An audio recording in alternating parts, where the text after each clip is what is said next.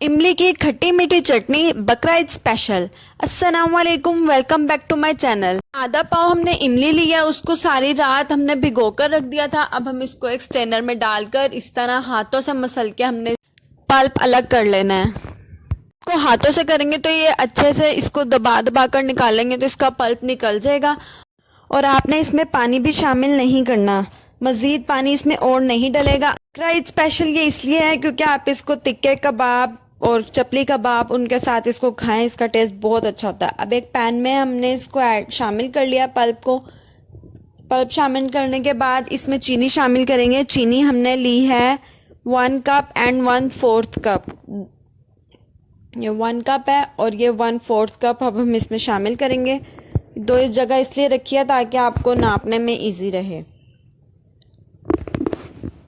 ये हमने इसमें डाला है 1/4 टीस्पून अजवाइन, 1/4 टीस्पून कुटी हुई मिर्चें और 1/4 टीस्पून ही इसमें हमने नमक शामिल किया है। अब हम इसको अच्छे से मिक्स कर लेते हैं और इसको हमने पकने देना है। इतनी मीडियम आंच पे हमने इसको पकाना है और इतनी देर पकाना है जितना हमने इसको थिक करना है।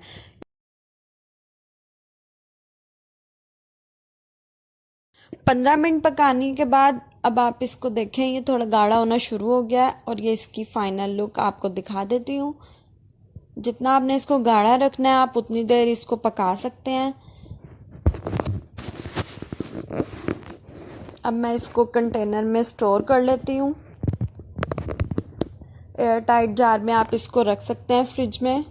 ये इजीली बहुत दिन निकल जाती है।